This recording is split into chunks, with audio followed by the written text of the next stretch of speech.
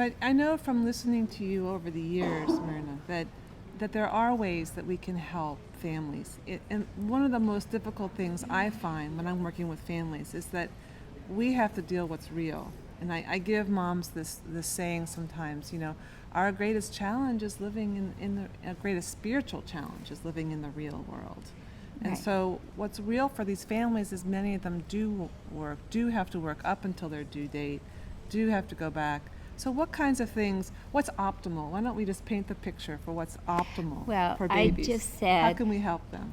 Relaxation, but real. Rest, and room, spaciousness for the mom, for the father, for the baby. Yeah, but then what's real? Preparing as best as possible to have a natural childbirth, and making sure that the childbirth attendant can support the mom after the baby's born to have time just at least an hour skin to skin on her belly, to have the opportunity to do what is normal and natural, a biological imperative, to have that resting time, and then find the baby to crawl up the mummy's body and find the way to the breast and initiate nursing, not to have the cord cut really quickly, and to have just huge amounts of skin-to-skin contact with the mom for at least the first 3 months of life. Well, that's the optimal. So what if you have a mom who has a toddler who's very high energy and she's just had a new baby and she's there all by herself?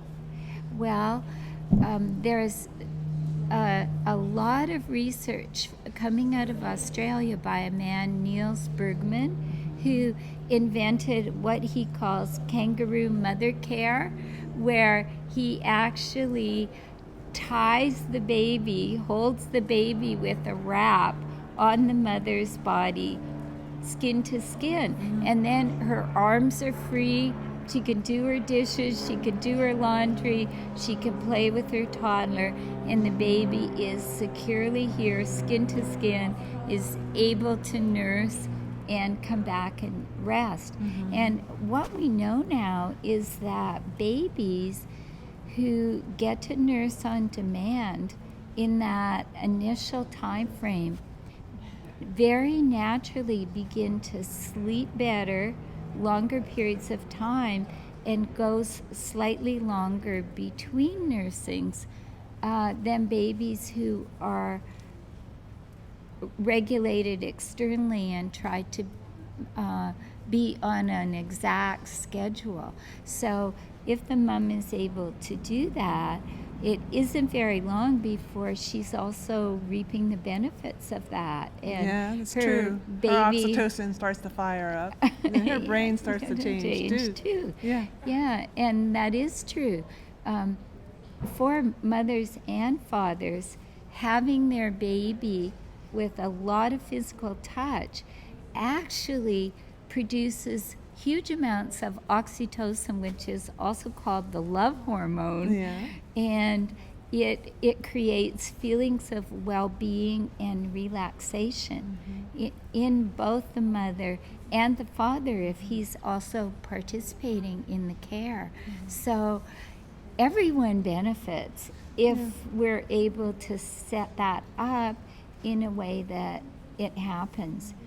And what we know now is all the, baby Einstein, all the swings, all the rockers, all of these things that we can spend money on are not actually what the baby wants. The baby wants relationship. The baby wants contact, holding, carrying, nursing, closeness in relationship.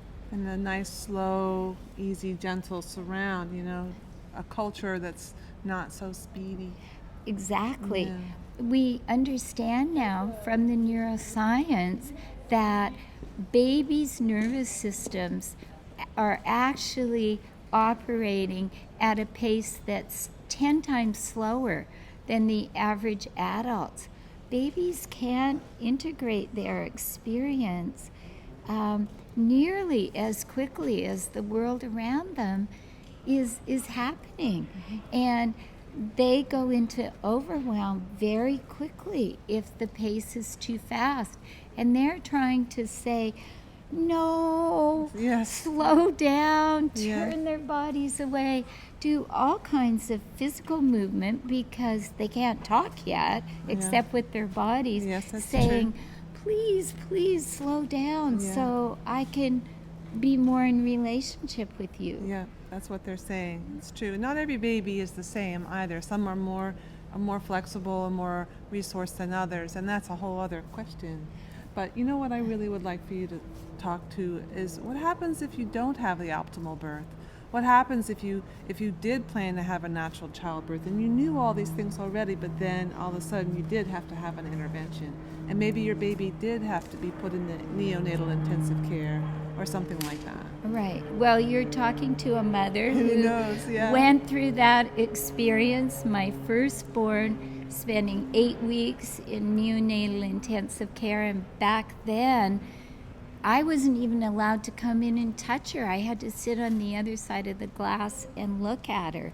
And also I mentioned my son, who also spent time in neonatal intensive care. It was a little bit more informed then, and I was able to hold him and touch him.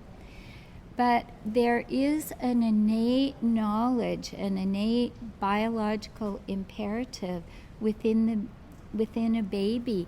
And when I brought my oldest daughter home from the hospital, and I didn't know anything about attachment then. It was just purely instinct. So back in those days, parents weren't even allowed in the neonatal intensive care unit. And I had to stand outside looking through the glass, looking in at her at an isolette. But just through instinct and good fortune, when we were finally able to bring her home from the hospital, first thing I did was lay down on my bed, and her dad was right there too, and I took off her outside clothes and just put her on my belly. And she began talking, making sounds. And both of us had the experience. She is telling us about what happened to her. And after she had been vocalizing for about 5 minutes, she actually started to push her way up my body and snuggle in and make contact, lay on my heart, started to lick and mouth me and my skin, which totally amazed me, and both of us knew something very special was happening. And what that taught me is that innate biological instinct that's inside babies, even after 8 weeks of separation, is still there. She wanted to attach, and she wanted to nurse. And it took us at least a week or 10 days and a lot of tears on my part to transition her from the bottle to nursing. But we were able to do that, and she nursed until she was about 2.5. So what I really know inside my heart from that, and from all the babies and moms that I've worked with, and fathers too, that if we give babies enough time and space, they can find their way back into attachment, and they can heal quite easily and relatively quickly those resilient. difficult things that have happened to them. And of course, that's the best time to do it, because if we don't do it then we're carrying those patterns of, I don't want to look anybody in the eye, and if things get intense, I want to arch my body and walk away and isolate myself. Right. Those kind of patterns will carry into our friendships, and especially later on, Yeah, it's we're true. going to carry those into our intimate relationships as adults. And the earlier that we can address those things that happen to us in that very early time, the easier it is to heal them. And what we know is it's never too late. It's true. I have worked with people in their 70s and in their 80s who still want to heal those early things, like maybe being adopted, or maybe being losing their parents really early, or having some major separation from their parents when they were just very, very little. So I guess that's the good news of all of this, Kate, that it's never No, too it's late true. to change those patterns and heal what actually happened to us. Right. Well, that's one of the things you begin to realize, is that we're all just a living pattern. And you can shift the pattern as you become more aware of your pattern. And in the science realm, it's neuroplasticity, or it's mirror neurons, or it's, it's something to do with frontal cortex, brain development. But in reality, it really is so much more subtle and more gentle than something like that. It's how we are Yes. together, really. Right. It's being. It's all about relationship, and it's all about what's actually happening in our body. We can't heal these very, very early wounds, I'll call them, without actually feeling what happened to us in our bodies, but in a context where we're not isolated like my daughter was in that neonatal intensive isolate, but where we're in close contact and in relationship with someone who is aware, who's nurturing, who's kind, who's really fully present with us. And that begins the whole process of repatterning.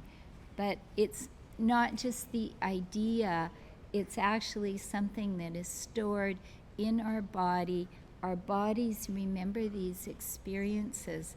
It's in our implicit memory, and we can really access those experiences and experience them in a different way with support, Right. even as adults.